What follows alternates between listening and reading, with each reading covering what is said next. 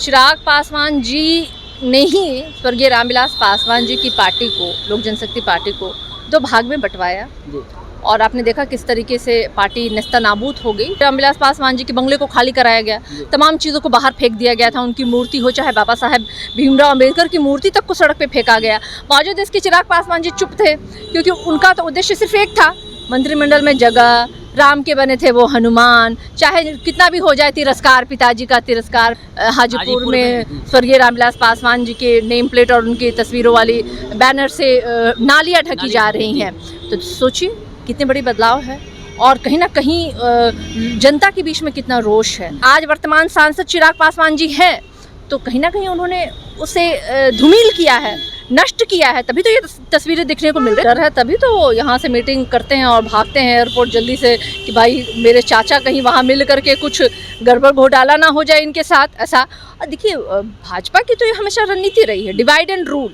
नमस्कार, स्वागत आपका लाइव बिहार में। मैं आपके साथ संजीव सिंह। ये पूर्व केंद्रीय मंत्री पशुपति कुमार पारस की मुलाकात जब से बिहार बीजेपी के प्रदेश अध्यक्ष दिलीप जायसवाल से होती है, तब से चिराग पासवान लगातार दिल्ली दौरा कर रहे हैं और दिल्ली पहुंचकर एनडीए के जो शीर्ष नेतृत्व हैं, खास करके भारतीय जनता पार्टी के, उनसे मुलाकात कर रहे हैं। साथ ही साथ आपको बता दें कि हाजीपुर में पूर्व सांसद, पूर्व केंद्रीय मंत्री रामविलास पासवान, जो कि चिराग पासवान के पिता हैं, उनके जो नेम प्लेट है, उनसे नाली का जो गटर है उन्हें ढकने का काम किया जा रहा है। तमाम मुद्दे पे बात करेंगे। हमारे साथ बातचीत करने के लिए आरजेडी प्रवक्ता सारिका पासवान है। क्या कहेंगे? चिराग पासवान लगातार बीजेपी के शीर्ष नेतृत्व है, उनसे बातचीत कर रहे हैं जब से पशुपति कुमार पारस की मुलाकात हुई है।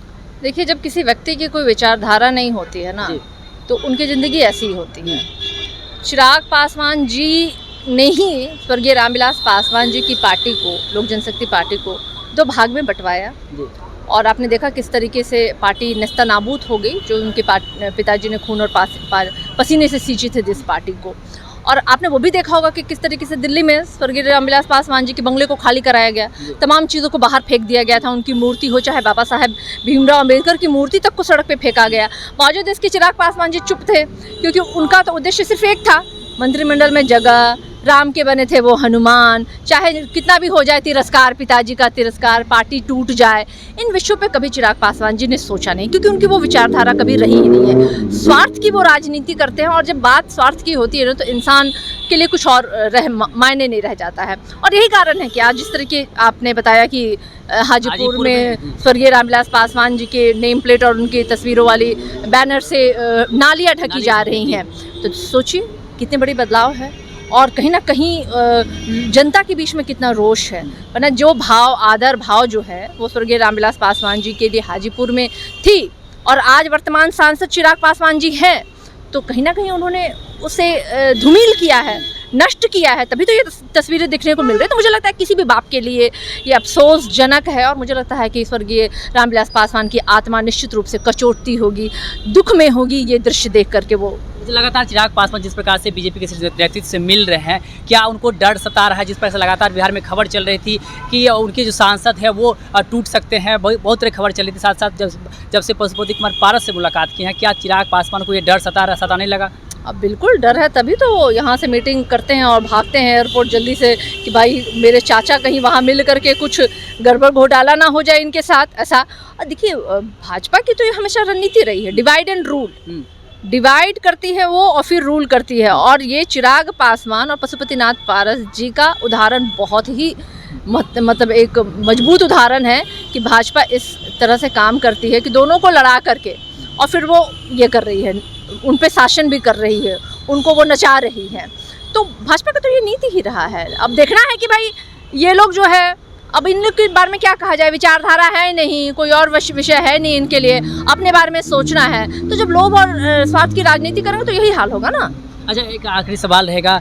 तेजस्वी यादव 10 सितंबर से आभार यात्रा पर निकलने वाले हैं। आज आरजी कार्यालय में बैठक भी हुई थी, बैठक में क्या कुछ हुआ है? नहीं, देखिए तेजस्वी यादव जी 10 तारीख से कार्यकर्ता संवाद यात्रा में निकलेंगे, जिसका उद्देश्य है अपने कार्यकर्ताओं से मिलना, तमाम विषयों पे बातचीत करना। चूँकि क्षेत्र में हमारे जो कार्यकर्ता हैं, तमाम जिलों में नेता जब उनके बीच में रहेंगे तो वो डायरेक्टली आकर के उनसे संवाद कर सकेंगे, अपनी समस्याएं बताना या संगठन के प्रति कहाँ क्या किन चीज़ों की आवश्यकता है, बदलाव, सुधार, जो भी होगी उनकी सुझाव, क्योंकि अंततः जो बूथ लेवल पे हमारा कार्यकर्ता ही काम करता है और इस बार सीधे वो संवाद के दौरान वो उन लोगों से संपर्क करेंगे। तो मुझे लगता है एक बहुत अच्छी पहल हमारे नेता की है और पूरे हमारे कार्यकर्ताओं के बीच में ये उत्साह है और जो हमेशा एक मिलने की लालसा होती है, जो उन्हें यहाँ तक आना पड़ता है, आज नेता खुद उनके घर तक जा रहे हैं। तो निश्चित रूप से एक बहुत प्रोग्रेसिव स्टेप है जो तेजस्वी यादव जी ने लिया है। जी बिल्कुल। तो देखिए हमारे साथ बातचीत करते सारिका पासवान ने साफ तौर पे कहा कि पहले जो कार्यकर्ता थे उनको नेता से मिलने के लिए यहाँ आना पड़ता है, लेकिन अब हमारे नेता जो है वो सीधा संवाद करेंगे, कार्यकर्ता के पास ही पहुँचेंगे, कार्यकर्ता से